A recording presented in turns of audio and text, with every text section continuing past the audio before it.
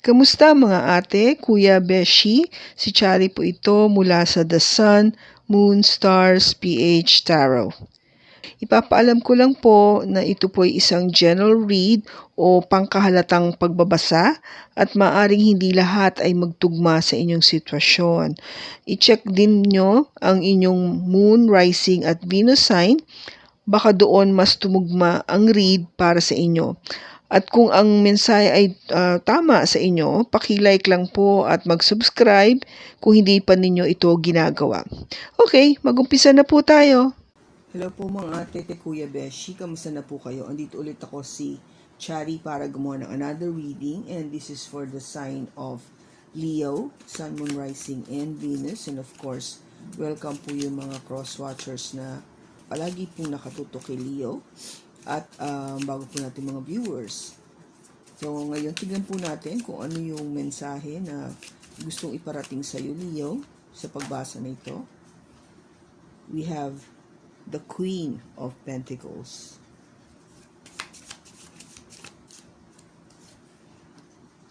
the Empress, the Eight of Cups, the Nine of Pentacles, the Fool, the Page of Swords,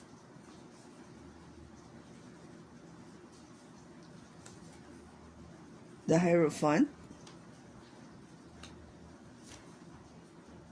the Nine of Swords,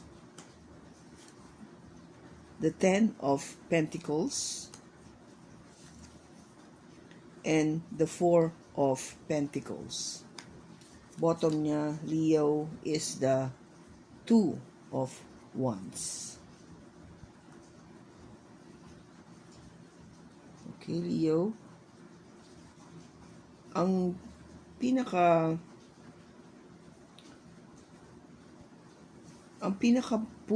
ng pagbasa nito ay nakasentro sa Queen of Pentacles. This is an energy coming from an earth sign, Taurus, Virgo, or Capricorn, or meron siya nito sa kanyang chart.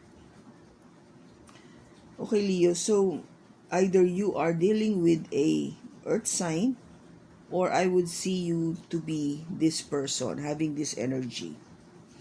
Kasi naman, Leo, I mean, you also is somebody na talagang very stable, very secure sa ginagawa mo. You know, you make sure that maayos yung takbo ng iyong career, ng iyong buhay. You know, you make sure na talagang you have money, masagana ka, na talagang kung nasa maayos kang daan o lugar, o maayos yung takbo ng iyong buhay in general.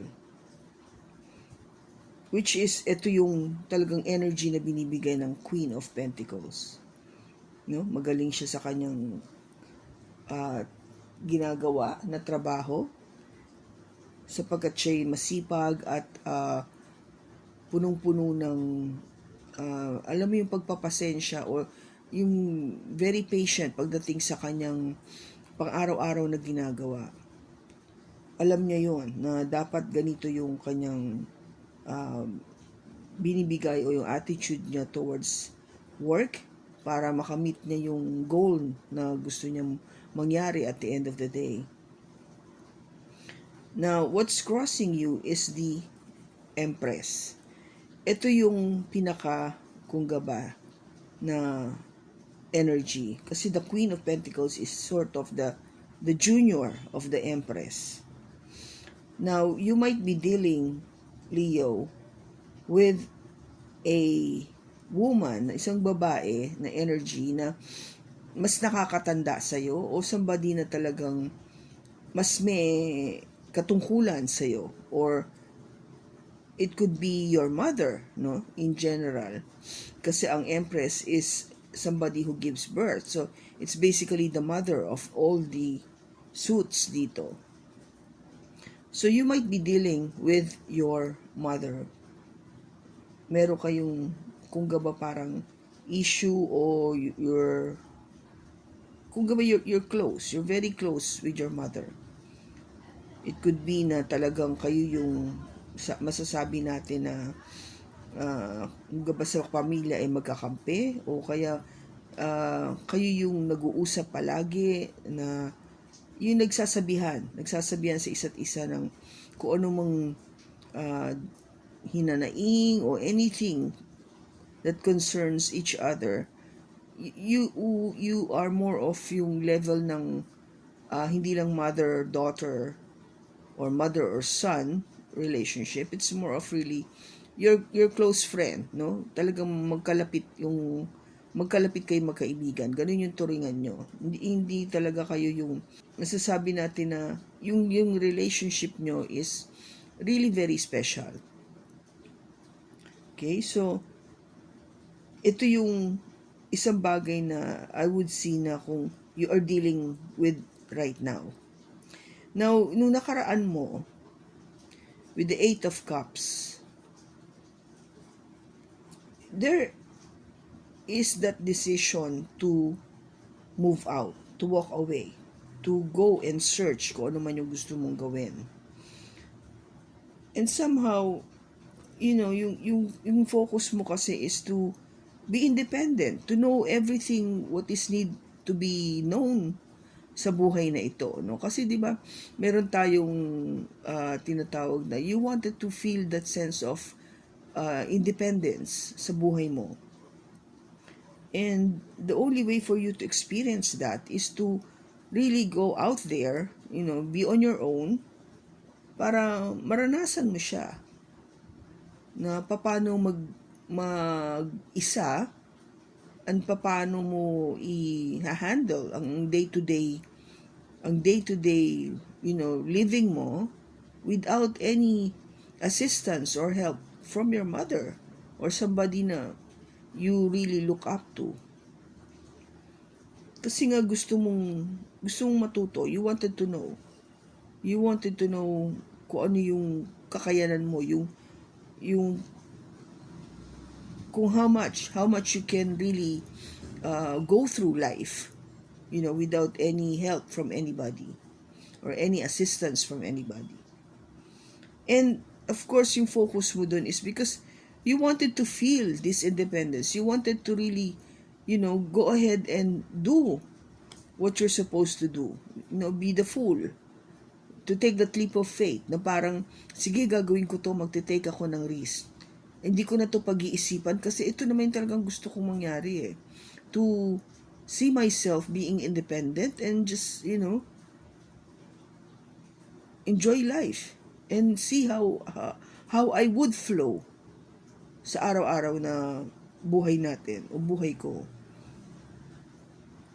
And eventually, my focus sa future is to reach this 9 of Pentacles, to be totally independent, and to have all the money that I want, to have a very good position sa aking work, to be able to purchase anything na gusto ko, mabili ko lahat ng gusto ko, and maging komportable yung buhay ko, having my own home, my own car, I could travel anywhere I want, pag time na ng vacation, yung mga ganon. And this is really saying na I'm happy being single. No? I'm happy being single kasi ito yung parang pinag-aanuhan mo ngayon Fino-focus mo yung sarili mo. I think you have so much energy here, Leo, na gusto mo talagang ipakita. No? You wanted to prove to yourself that you can be independent, that you can depend on yourself alone and be successful eventually. Kaya mo kasi malakas yung loob mo, no? You have the power and the strength, the mindset to be moving forward in life na wala talagang help from anybody, without help from anybody. Kaya nga I'm talking about this woman, itong babae, itong female energy na to, that I'm referring to be somebody older, or it could be your mother, yung mother figure, okay? Somebody na talagang you look up to and guiding you ever since you were small. Kaya nga yung feeling mo na I wanted to go. I wanted to explore the world. Now, the advice was, this is the Hierophant, energy coming from a Taurus. Now, the energy na binibigay nito is, of course, along the way, na pag trying to be independent and all of this, achievement that you wanted to do, you would come across relationships, which is very normal. No, ito yun, relationships. Or even eventually would have that plan to get married if you happen to meet the right person for you. Or maybe nakikita mo na your mother is already parang tinatanong ka na, anak, wala ka bang planong mag-asawa? Magiging ganyan ka na labang single all the time? Oo, alam ko, komportable ka na ngayon sa buhay mo kasi maayos ka na, may pera ka na, napatunayan mo na kaya mo. Pero, hindi ka ba nalulungkot? Hindi mo ba gusto na may kasama sa buhay sa pagtanda mo? And that is the advice that this mother figure or this woman that is giving you. No, consider having somebody in your life. And the influence, yung sinasabi dito ng ating Empress, yung mother figure, is really getting into your head, na pumapasok na to sa isipan mo ngayon, na pag-iisipan mo na siya. And that is really giving you something to consider or think about or worry eventually. Kasi tama naman yung mother mo o yung person na to, itong woman na to, itong ating Empress. It is better to be with somebody rather than being alone. Yes, you are doing well, you have all the money, resources that you wanted, pero iba pa rin yung may kasama sa buhay. Meron kang kasama sa pagtanda mo. And this is, of course, one of your hopes, to reach this 10 of Pentacles. Kasi, andito ka na sa 9. Na-reach mo na yung 9. This is coming in your near future. The 9 of Pentacles. Kasi single ka pa. But eventually, after the 9 is the 10. The 10 of Pentacles. And here, you can see, from being single, sa 10 is really having it all. Lahat nasa iyo na kasi na-meet mo na yung tao na makakasama mo pang habang buhay. Nagkaroon ka ng pamilya o magkakaroon ka ng pamilya. Magkakaroon ka pa ng apo. Meron kang malaking bahay. Marami kang pera. Napapagiliran ka ng maraming resources habang sa pagtanda mo. That is having it all. Hindi ba maganda? I think one of the best cards sa tarot is the Ten of Pentacles. It is like a dream come true for me, personally. Okay? And syempre, ito yung dinidream mo. This is what you're hoping to happen eventually if you happen to meet that right person for you. Now, what is the outcome of all of this reading? Is the Four of Pentacles. There is something that is holding you back, Leo. Yung gaba parang hindi ka pa sure, hindi mo pa ma-let go, or you just not that 100% ready yet. Hindi ka pa ganun handa with the Four of Pentacles. Okay, so we will clarify kung bakit ganun. Now, the bottom of the card here is saying the Two of Wands. So this is what you're trying to make that decision. You're trying to make that decision. Ano ba? What is next for me? Kasi yung Four of Wands is something that you are looking for sa future. Diba sabi ko nga, because itong Four of Wands is saying na this is planning for the future. Receiving that marriage proposal. Having somebody with you para kung mabuo yung plano na yon sa future. Diba? Kasi it didn't say here na nag-single ka eh. No? It didn't say na single ka at mabubuo mo tong Four of Wands na to. This is really intended for couples, sa magpartner, sa dalawang taong na gusto magsama ng pangmatagalan. That's why you're trying to build that solid foundation, no? Para mag-umpisa tayo.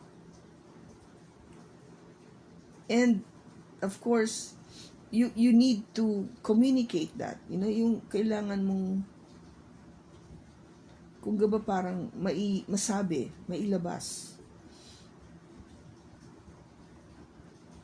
I think you are wanting this as part of your everyday prayer to God na I wanted nga, gusto ko po talaga na magkaroon ng somebody in my life that I could grow old with, and we could start planning for the future. And that would be a wish fulfillment for me with the Nine of Cups. Isang katuparan po yun sa akin kung magagawa o mangyayari po ito. Okay?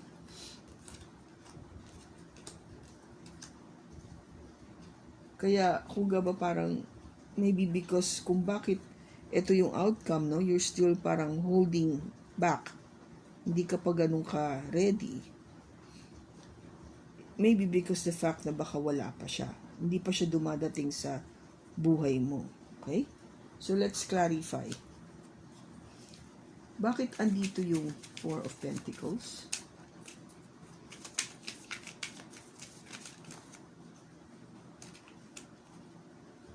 Okay, may bumaksak na cards.